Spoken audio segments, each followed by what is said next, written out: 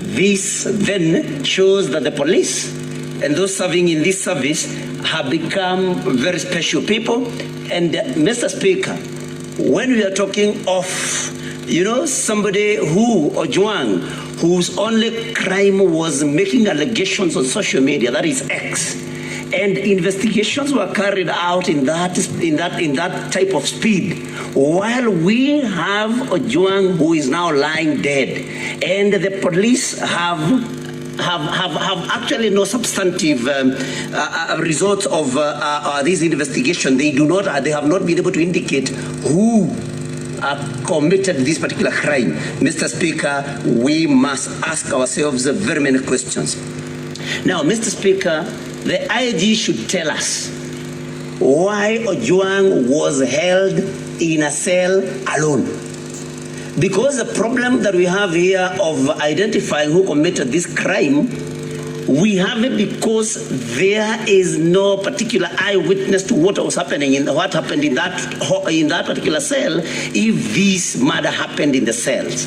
And so, Mr. Speaker, the IG must tell us why Ojwang was held all alone in a cell. Because had he been held with other cellmates, then of course we would be able to get information from the other cellmates that they would have been with. My question to the CS is, Honorable Mukomen, does DIG Lagat have to be in office? Would the whole police service crumble just because DIG Lagat steps aside? We have seen even more senior people stepping aside to allow for investigations. And the CS Murkomen should tell us why DIG Lagat has to be in office, unless DIG Lagat is so important that everything else would come to a standstill if he steps aside. DIG Lagat must step aside so that Kenyans can have faith in the investigations that will be done by IPOA and any other body, Mr. Speaker. Now, the IG has said a very interesting thing, Mr. Speaker. We have also been guests of the state. I have never ever seen any examination carried out on somebody arrested to establish their physical or mental wellness. So the IG kindly tell us, since when did the police start assessing the mental well-being and physical well-being of people before admitting them to the cells? Because this has never ever happened. And so the IG is economical with the truth. Let him tell this House when this started happening. Mr. Speaker,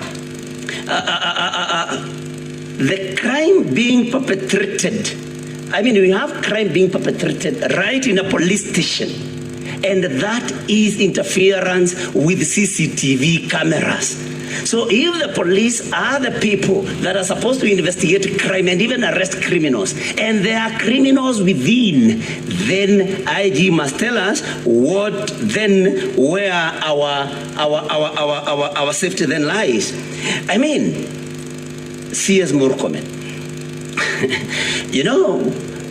Senator Wambua said you can and you should do better.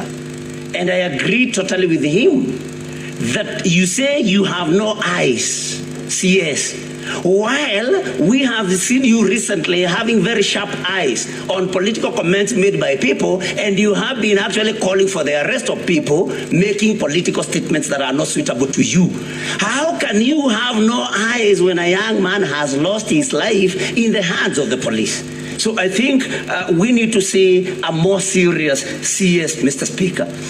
The IG must tell DIG Lagat, if you do not have a skin thick enough to be able to tolerate public criticism, then you have no business being in public service. Because we cannot believe that we are here now debating about the death of a young man just because he made comments on social media. And in any case, because CS Murkomen is a lawyer, he should be able to tell us, because some of us believe that this was a civil matter and not a criminal matter. Why was Ojwang arrested and transferred again all the way to Nairobi? And The DCI should tell us why, whether there is a DCI office in Homa Bay, because that is where all these investigations should have happened. If he doesn't tell us, then we can conclude that DIG Lagat had then instructed, but that he wanted to see Ojwang before anything else. Otherwise, this crime should have been investigated in Homa Bay. There is a DCI office in Homa Bay. Senator Nyutu, there is an intervention from the majority leader. You will still proceed. Speaker, Please take a seat. Mr. Speaker, it is now 12:57, and I'm worried because we are running out of time before we can hear any single response from the parties that are before us. Will it be in order? Senator Fernandi, this is not a point of order. It is a point of intervention. I was very clear. Proceed. Just proceed. Mr. Speaker, whatever I will say will benefit many people, including Senator Cherargei. So I don't know why, Mr. Speaker, because I want to request, Mr. Speaker, that because there are many of our colleagues that have not had an opportunity to speak on such an important matter, that we transact this business in the afternoon as well, with your permission.